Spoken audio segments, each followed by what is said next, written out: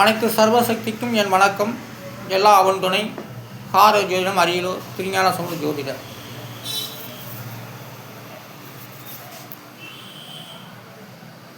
இந்த எண்களை தான் தமிழுக்கு உரியது. ரொம்ப நம்முடைய தமிழ் எழுத்துக்கள் ஒவ்வொன்றையுமே ஒவ்வொரு முத்துக்கள் போல தான், வைரங்கள் போல தான், தங்கங்கள் போல தான். ஒவ்வொரு வார்த்தையிலும் தமிழ் வார்த்தைகள் ஒவ்வொன்றும் பலன் கொடுக்கக்கூடியது, கிரகத்தோடு சேர்ந்தது. அதைத்தான் இந்த 12 சாணத்துக்குமே இந்த தமிழ் ஜோதிடம் ஒவ்வொரு வார்த்தைகளால்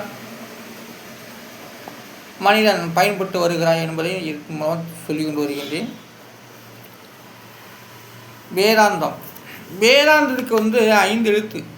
அந்த 5 எழுத்துக்குரிய எண்ணிதான் 6, 5, 5, 7, 7. இதெல்லாம் கூட்டாக 30. அது கிரகத்தால் கழிச்சிட்டாக்க மீதி 3. அப்போ வேதாந்தம் என்ற சொல்லுக்கு விதியின் 3. ஆனால் வேதாந்தங்கிறது எல்லாத்துக்கும் தெரியும்.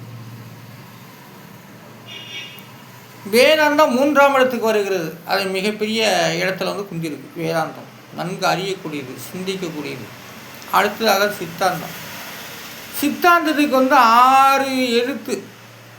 6 எழுத்து. அந்த 6 எழுத்துக்குரிய எண்ணில் 4, 4, 5, 5, 7, 7. இதெல்லாம் கூட்டாக 32.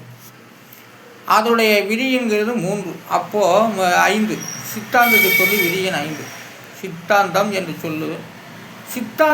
சொல் மிகப்பெரிய ஒரு சொல். அப்போ சித்தாந்தம் ஜெயிச்சுக்கிட்டு தான் இருக்குது. வேதாந்தால் நிரூபிக்க முடியல. சித்தாந்தம் என்பது என்ற ஒரு வார்த்தை அது விஞ்ஞான அடிப்படையிலேயே அது நடக்கக்கூடியது சித்தாந்தம். ஆனால் சித்தாந்தங்கிற ஒரு உயர்வான சொல். அது 5ஆம் இடத்தில் வருகின்றது. புத்தி சாணத்தில், வித்தை சாணத்தில், மதி என்ற 5ஆம் இடம் புத்திர சாணத்தில் வருகிறது சித்தாந்தம் என்பது ஒவ்வொரு புத்திரனும் உலகத்தில் பிள்ளையாக பிறக்கின்ற ஒவ்வொரு புத்திரனும் சித்தாந்தம் என்ற சொல்லுக்கு உடையவனாகிறான். சித்தாந்தத்தை யோசிக்க வைக்கப்படுகிறது. அப்போ சித்தாந்தம் இல்லை என்றால் ஒன்றுமே இல்லை. வேதாந்தம் என்பது அந்த இடத்துல தான். சித்தாந்தங்கிறது எல்லா இடத்துலையும் ஒவ்வொரு மனிதன் பிறக்கக்கூடிய ஒவ்வொரு மனிதனுக்குமே சித்தாந்தம் தேவைப்படுகிறது.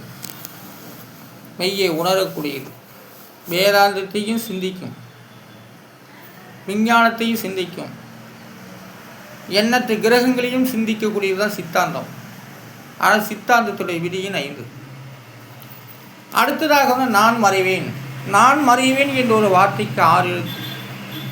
அந்த 6 எழுத்துக்குரிய எண்ணிலும் 6, 6, 1, 8, 6, 6. இதெல்லாம் கூட்டாக 33. அது கிரகத்தால் கழிச்சிட்டாக்க மீதி 6. நான் மறைவேன் என்று சொல்லி 6ஆம் இடத்தில் வருகிறது. ஏனென்றால் நான் மறைவேன் அந்த 6ஆம் இடம் தான் அது கரெக்ட். ஆனால் இறைவனடி அடுத்ததாக இறைவனடி என்ற ஒரு வார்த்தைக்கு 5 எழுத்து. அந்த 5 எழுத்துக்குரிய எண்ணிடம் 2, 3, 5, 9, 6 இதெல்லாம் கூட்டாக 25. அது கிரகத்தால் கழிச்சிட்டாக்க மீதி 7. இறைவனடி பாருங்கள். இறைவனடி என்ற ஒரு வார்த்தை 7ஆம் பார்வையாக வருகின்றது. அது 7ஆம் விதியன்.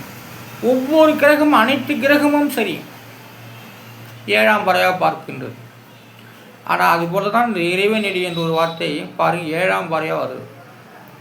கிரகங்களுக்கும் இறைவனடி என்ற சொல்லுக்கும் 7ஆம் பார்வை வருவதால் இப்போ மக்களுக்கு 7ஆம் பார்வையாக பார்த்து தான் மக்களுக்கு பலன் கொடுக்கப்பட்டு வருகிறது. கிரகங்களுக்குத்தான் 7ஆம் பார்வை. அனைத்து கிரகமும் 7ஆம் பார்வை. 9 கிரகமும் 7ஆம் பார்வை. அத்துடன் இறைவனடி என்று சொல்லும் 7ஆம் பார்வை. அப்போ இறைவனடி என்று சொல்லி இருப்பதால் தான் மனிதன் இறைவனடி சேர்ந்தார் என்று சொல்லக்கூடிய வார்த்தைகள் வருது. அப்போ 7ஆம் இடம் தான் இறைவனடி. எல்லா கிரகங்களும் 7ஆம் இடம், 7ஆம் இடத்துக்கு பார்வைகள்.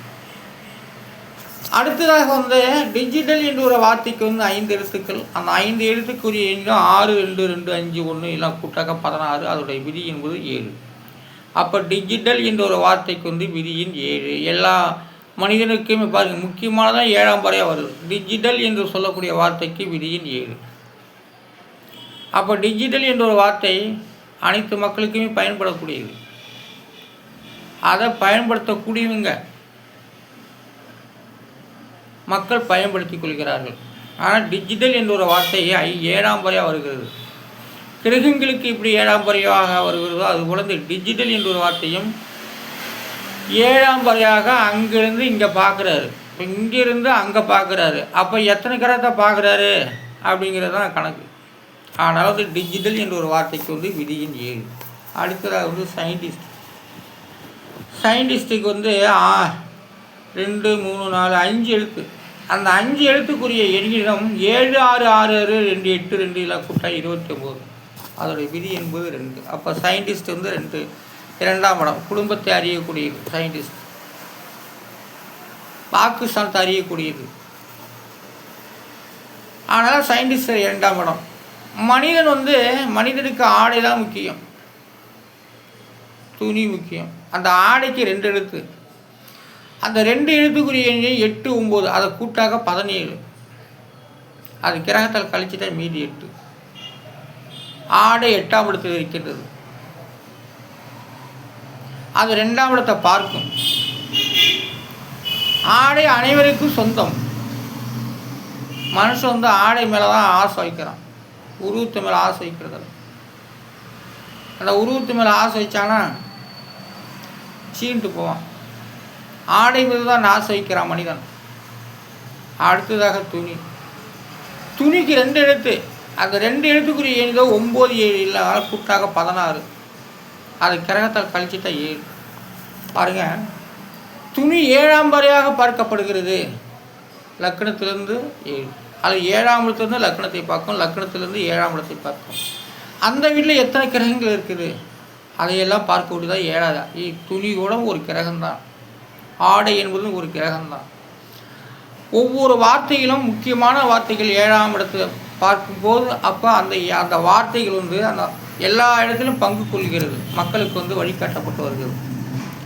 கிரகங்கள் எப்படி 7ஆம் வரையாக பார்க்குதோ அதுபோல் ஒவ்வொரு வார்த்தைகளும் 7ஆம் வரையாக பார்க்கும். மனிதனுடைய பேர் யாரோ ஒருத்தருடைய வார்த்தைகள் தான் பேர் தான் 7ஆம் வரையாக பார்க்கும். எல்லா பேருக்கும் இப்போ 7ஆம் வரையாக பார்க்காது. என்னுடைய விதி என்ன 8. 8ஆம் இடத்துலேருந்து 2ஆம் இடத்தை பார்க்குது. அப்படி இருக்கின்ற வேலையிலே அணிகலன் என்ற ஒரு வார்த்தைக்கு வந்து 5 எழுத்துக்கள். அந்த 5 எழுத்துக்குரிய எண்களும் 1 7 1 4 6 இதெல்லாம் கூட்டாக 19. அதோடைய விதி என்பது 1. அப்போ அணிகளுக்கு வந்து 1ஆம் இடம் வருகிறது. ஒட்டுமொத்தமாக கடையில் இருக்கிறது பேர் அணிகலன். துணி கடை, ஜவுளி கடை. அணிகலன் என்ற ஒரு வார்த்தைக்கு வந்து விதியின் 1. அது நிறைய இருக்குது. பவுன் இருக்குது, பானை இருக்குது, வளையல் இருக்குது, எல்லாமே இருக்குது. ஆனால் அணிகலன். மனிதன் வந்து பொருள் மீது தான் ஆசைப்படுறான், ஆடை மீது துணி மீது ஆசைப்படுறான். ஆனால் உருவத்து மீது ஆசைப்பட்டானா கண்டிப்பாக சாப்பிட மாட்டான். அதனால் வந்து எல்லாமே மனிதர்கள் எல்லாமே துணி மேலே தான் ஆசைப்படுறான். ஏன்னா துணி 7ஆம் பார்வை இல்லையா, 7ஆம் இடத்தை தான் பார்க்குறான் எல்லாமே. சரி, அடுத்ததாக காலடி என்ற ஒரு வார்த்தைக்கு 3 எழுத்துக்கள். அந்த 3 எழுத்துக்குரிய எண்களிடம் 8 4 6 இதெல்லாம் கூட்டாக்க 18. அது கிரகத்தால் கழிக்க முடியாது. அதோடைய விதியின் 9 தான். அதனால் காலடி என்ற ஒரு வார்த்தைக்கு விதியின் 9. அப்போ மேஷத்துலேருந்து 9ஆம் இடம், மேஷத்துலேருந்து தனுசு 9ஆம் இடம். அப்போ காலடி 9 கிரகம், ஒரு கிரகத்துக்கு 1 அடி. அப்போது நவக்கிரகம் 9க்கு 9 அடி. இப்போ உலகத்தையே இந்த கிரகங்கள் சுற்றி வருது. அவங்க வந்து 9 அடியில் இருக்காங்க. ஒவ்வொரு கிரகத்துக்கும் 1 அடி. அப்போ காலடி விதியின் 9. தன் கால் அடிங்கிறது வேறு. காலடி என்ற ஒரு வார்த்தை, காலடி 9 கிரகமும் நம்மளுடைய காலில் இருக்குது. ஆனால் காலடி ஒவ்வொரு கிரகத்துக்கும் 1 அடி. அப்போ நட்சத்திரத்துக்கு எத்தனை அடி? 3 அடி. அப்படி காலடி என்ற ஒரு வார்த்தைக்கு விதியின் 9. அதற்குரிய எண்களிலும் 8 4 6 இதெல்லாம் கூட்டாக்க 18. அதோடைய விதி என்பது 9.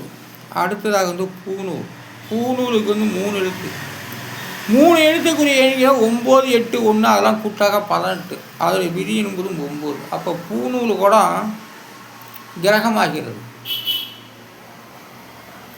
அப்போ அந்த பூநூல் கிரகமாகும்போது கிரகமாக இருப்பதால தான் அந்த பூநூல் போட்டவங்களை வந்து மதிக்கும். நானும் பூநூல் போடக்கூடிய ஆள் தான், நான் போடுறதில்லை. ஆனால் பூநூல் என்ற ஒரு வார்த்தைக்கு விதியின் 9.